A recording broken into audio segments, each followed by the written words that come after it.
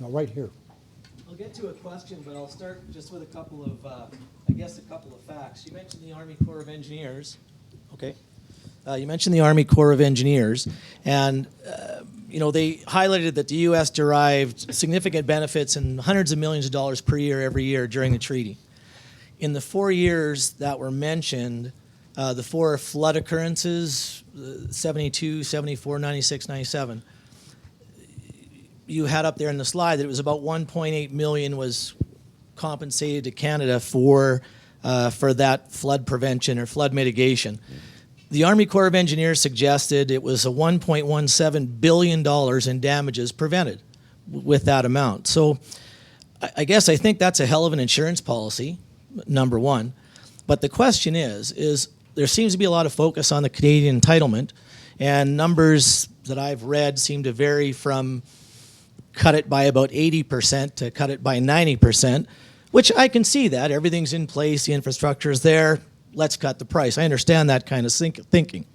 My question is, why not take a portion of that, carve out that Canadian entitlement from a perspective of mutual benefit, mutual cost, and use some of those funds to rebuild the fish access along those rivers?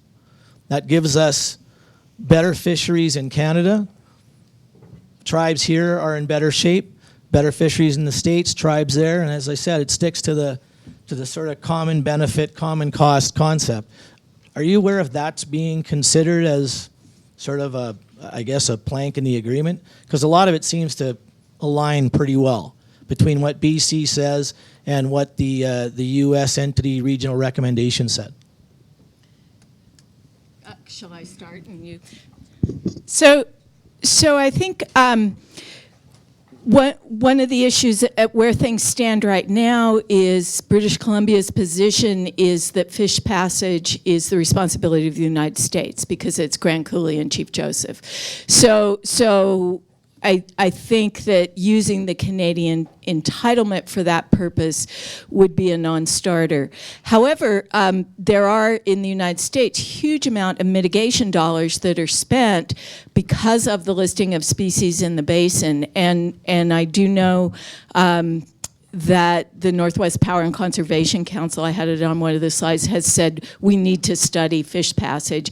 I have some colleagues at both the University of Idaho and WSU who are working with Native American tribes on doing studies to find out, once you get fish there, leaving aside how you get fish there, given that they've been gone from that environment so long and that a lot of the environment is now lake rather than stream, how do you and what do you have to do to prepare the environment so that they can spawn and survive?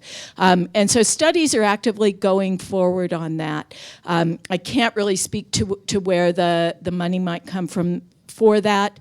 There might be other people in the audience that can speak to that better. But currently, the position of British Columbia is that the passage part itself is a U.S. responsibility, and I don't know, Nigel, if you want to add to that. I wasn't advocating using the whole Canadian tank. No, I know. But some of it, yeah.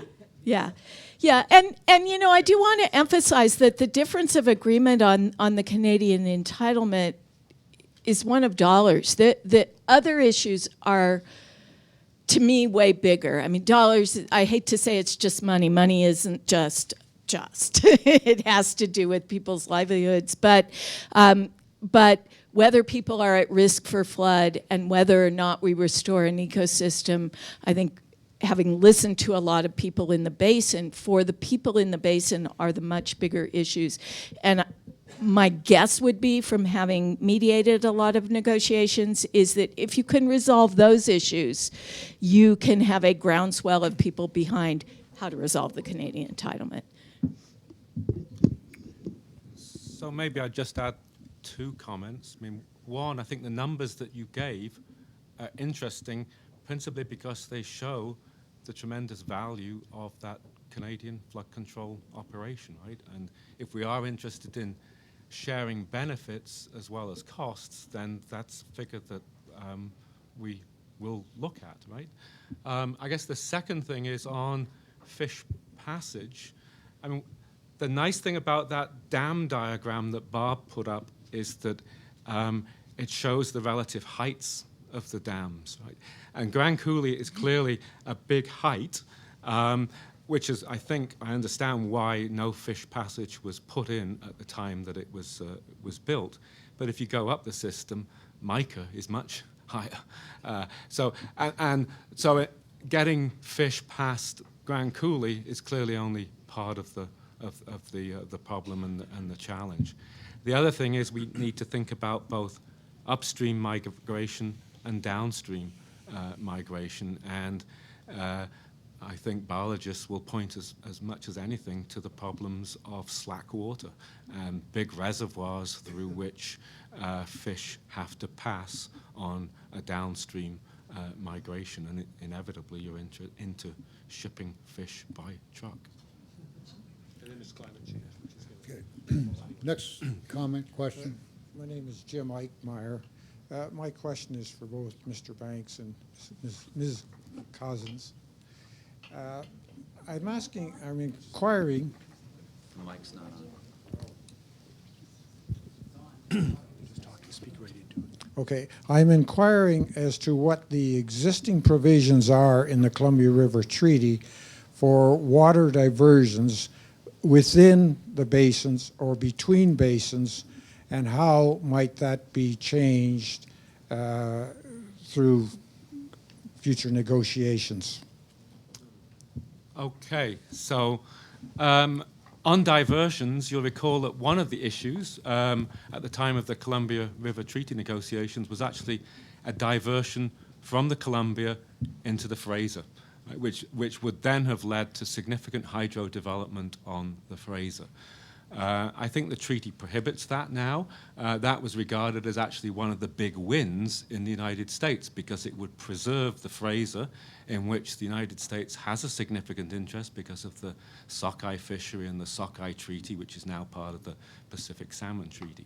So that's one point on the diversion. So no Columbia Fraser diversion. Should anyone even be thinking about that sort of thing these days? And they're clearly not. The second thing it does authorize is a staged process of diversions from the Kootenai into the Columbia, right? So build a dam somewhere between Libby and the headwaters, push more water through the Columbia system, enhancing generation on the Columbia. The treaty talks about that. No one is talking about using that option. It is a dead letter.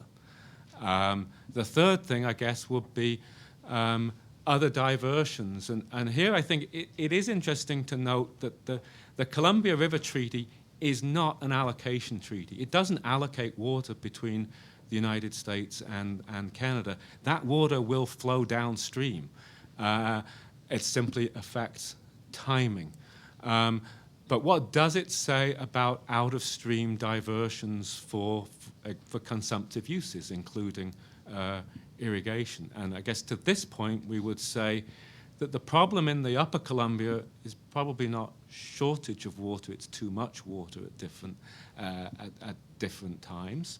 That out of river diversions for irrigation in Canada are insignificant. They would be significant in the Okanagan. They are not significant on the main stem or in Kootenai. What the treaty actually says is that either state may make consumptive diversions on its own. Doesn't require any prior approval for that. And I guess I would just add to that. So going off of what Nigel just said, that the treaty's not an allocation treaty and it allows the diversions, where diversions have played a role in the review of the treaty in the United States, Grand Coulee is actually a Bureau of Reclamation, not an Army Corps. So although it has flood control as one of its purposes, it's there for irrigation, and there's massive irrigation on the mid-Columbia region that comes from that. And then in the upper Snake, there's a great deal of irrigation coming from Bureau of Reclamation facilities. And where irrigators have become nervous are are because of the combination of two things. First of all, with climate change, it's predicted that if you were to, run the river as we run it now, the time when there's going to be the most critical scarcity of water for either fish or water use is late summer, and that's when irrigation needs water. Compounding that is if we simply were to let the treaty continue with the expiration of certain of the flood control, then the reservoirs, under any interpretation, Grand Coulee would have to be drafted much more to handle flood control. But under the interpretation that any federal reservoir would need to contribute to flood control in the U.S., a number of the Snake River dams would as well. And so to irrigators, that would compound the reduction in supplies that they may experience with climate change. So I think a lot of their nervousness is that because diversions are kind of not an issue under the treaty and left to domestic matters, they feel that they have a lesser role in making these decisions, and yet how these decisions are made are going to have a profound impact on their use going forward. Suzanne? I guess I wanted to sort of ask a question with regard to that. In the portions of the Columbia Basin this summer, for example, people felt that the Arrow Lakes were releasing more water than they really wanted to, and that was to provide water downstream for irrigation purposes. So rather than, say, ecosystem function purposes. And so I didn't know how closely irrigation purposes were actually tied to the international component of the treaty. I think my response on that would be irrigation. I don't think it's referred to, sorry, I don't think irrigation isn't referred to in the treaty except to as part of the list of consumptive uses. So it's a very short sentence in the treaty which allows each party to divert water for consumptive use in its own territory. I guess where irrigation, and clearly the most important and largest areas irrigated in the basin are in the United States, and on the main stem they are irrigated out of Grand Coulee. So the United States has a huge interest in maintaining Grand Coulee high. The higher Grand Coulee is, the lower are the diversion costs for irrigation purposes. Does the treaty authorize the U.S. Army Corps to order releases for irrigation purposes and maintaining Grand Coulee high? The answer would be no. But of course, there's another interest in maintaining Grand Coulee high, and that is for power generation. So there's a nexus, a coincidence of interest between power generation and irrigation. Keep Grand Coulee high, maximize generation at that big facility, and you also reduce irrigation costs. But you can't order releases for irrigation purposes. And I guess I would just add that the flexibility component of the existing treaty is that the operating entities can agree, and they do it through these short-term agreements, to do something differently if there are mutual benefits to it. And so we have seen changes resulting from that. So some of the temporary or short-term changes, and I'm not familiar with exactly the reasons for the changes this summer, but my instincts would say, as Nigel did, that what the benefit to Canada was increased power generation. We are this, as you saw this morning, 2015, warmest year on record globally. A lot of the power, one of the things that happened in entering into the 1964 treaty was Congress in the United States authorized the Northwest-Southwest intertie, basically connecting the grid from the Pacific Northwest to the Southwest so that the hydropower in the summer could be sold for air conditioning in the Southwest. When you see much more use of air conditioning and it moving northward, which has already been documented, you're starting to see greater demand during that period, and that's pretty high dollar value energy. And so I would imagine that the mutual benefits were related to something like that. Two more, this one and then you. I'm also a Columbia Basin resident. I live on Kootenai Lake. And my question is just in all this discussion, the Canadian entitlement is for hydro generation, but I guess I'd always understood there was a certain amount for compensation for some of those ecosystem impacts, like in the Arrow Lakes and like in the Canadian side of Kootenai. Those are really hard hit areas agriculturally and from an ecosystem perspective. So does that, I mean, you know, the hydro benefit or whatever, you know, I'm just interested if compensation for flood control impacts in dollar terms, is that part at all of these negotiations, or is it all in hydro terms? So with the existing treaty, as Nigel put up, $64.4 million were paid by the United States to Canada for 60 years of flood control. And obviously a lot of the studies indicate that the actual benefit may have been greater than that. And then we have the Canadian entitlement. So the payments have been for those two purposes, not for compensation to the people in the valleys who've had more of a direct impact from ecosystem changes. Where there has been some compensation, I guess you would call it, from that. At the time that the treaty was entered into, I think on both sides of the border, the people within the basin would have said, this is an agreement between Ottawa and DC and between the coasts. And the people in the basin have very little voice in this. Well, one of the outcomes of that in Canada was sort of, as I understand it, starting as more of a grassroots movement.